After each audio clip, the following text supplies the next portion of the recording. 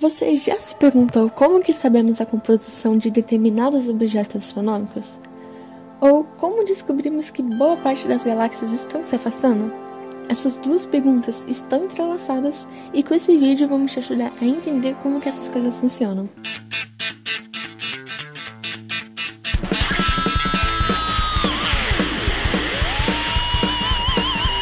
Oi pessoal, tudo bem? Meu nome é Alice, sou criadora de conteúdo da Língua Olímpica de Astronomia. O vídeo de hoje é sobre espectroscopia, que é um assunto bastante abordado em provas da área de física e astronomia. Um breve aviso, o vídeo possui muita informação de uma vez, então se você ficar com alguma dúvida, não deixe de colocar nos comentários que a nossa equipe irá responder o mais rápido possível. Bom, a gente vai começar do básico. O que são as ondas eletromagnéticas?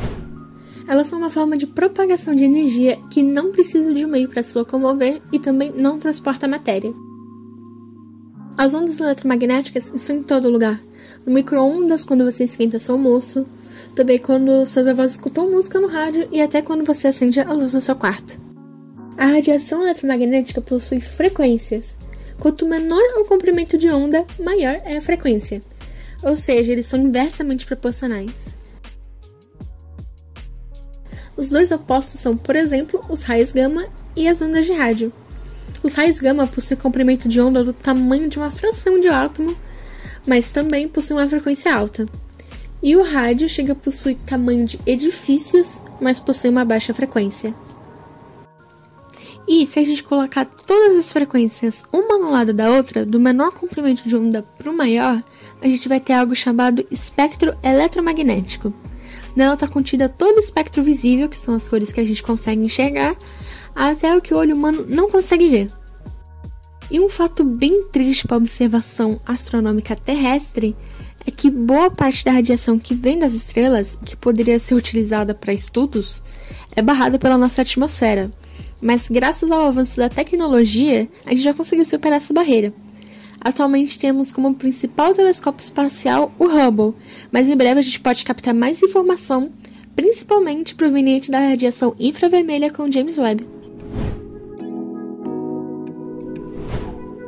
Agora a gente vai falar de algo do cotidiano, o fogo.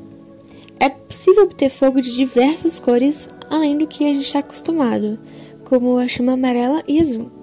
O único fator responsável pela mudança de cor, isso considerado uma combustão completa, seria a substância que está sendo utilizada. Agora a gente vai tomar como exemplo um experimento com o bico de Bunsen. Se colocarmos diferentes sais inorgânicos sobre a chama do bico de Bunsen, a gente pode enxergar diferentes cores. Exemplo, o sal de cozinha resulta em um amarelo bem intenso. O cloreto de cálcio possui uma chama vermelha e o sulfato de cobre resulta em verde. Se a chama desses elementos passarem por um prisma, algo muito interessante acontece.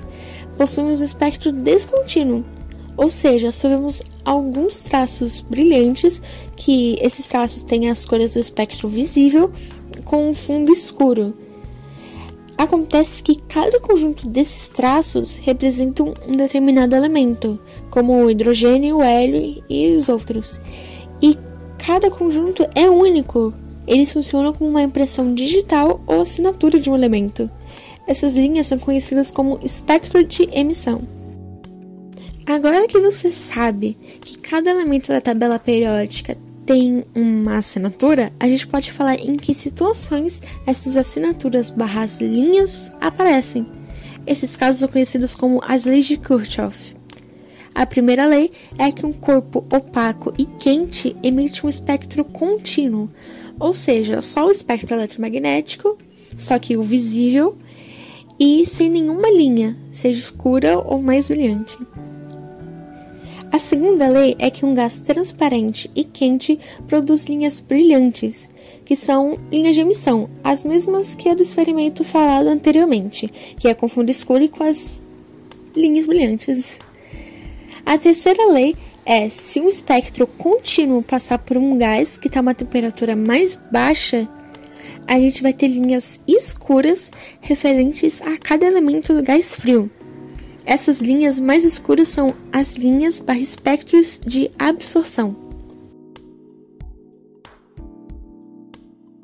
Vale ressaltar que essas linhas escuras não significa ausência da luz, porque vai estar o brilhante do espectro eletromagnético, do visível, e as linhas escuras.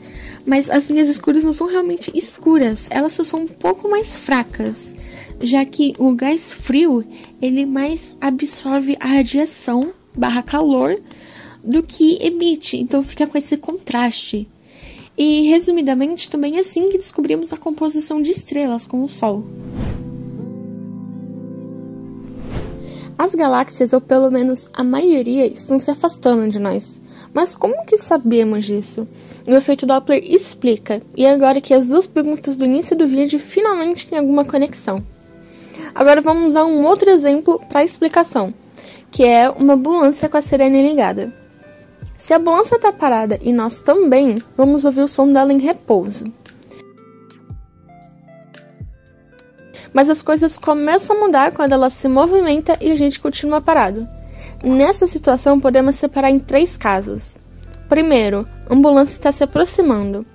Se ela está vindo na nossa direção, vamos acabar ouvindo o som cada vez mais alto. Isso ocorre porque as ondas sonoras estão sendo comprimidas, fazendo o som mais agudo. Segundo, a ambulância está se afastando. Nesse caso, vai ocorrer exatamente o oposto.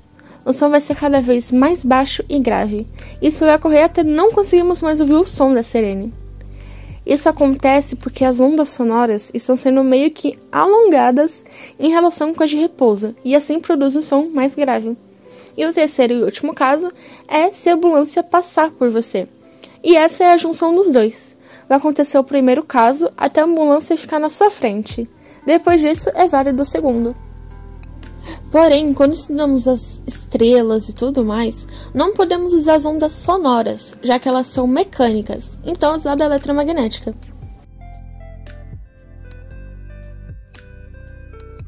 Quando foi visto o espectro de algumas estrelas, foi percebido que havia algumas linhas de absorção que estavam com o padrão dos elementos que já eram conhecidos, porém em locais diferentes. Esse efeito recebeu o nome de redshift ou blue shift, dependendo do caso. Nos casos de blue shift ou desvio para o azul, foi visto que as linhas de absorção daquela galáxia estavam direcionadas por azul. E isso pode ser comparável ao primeiro caso da ambulância. Então, se a gente juntar os pontos, essa galáxia está se aproximando de nós. No redshift ou desvio para o vermelho, ocorre o oposto do blue shift. O espectro de absorção está sendo desviado para o vermelho, que é comparável ao segundo caso da ambulância. Logo, ela está se afastando. Geralmente, o quão rápido uma galáxia está se afastando é medido em termos de porcentagem de velocidade da luz, comparando ou a velocidade da galáxia com a velocidade da luz, ou o comprimento de onda medido da galáxia pelos valores do laboratório. Isso do mesmo elemento. Então é isso, pessoal. Se vocês gostaram do vídeo, deixe seu like e compartilhe com seus amigos que gostam de entender como que o universo funciona. Também não se esqueça de se inscrever e ativar o sininho. Não deixe de nos acompanhar pelo Instagram e olhar nosso site. Até mais, pessoal!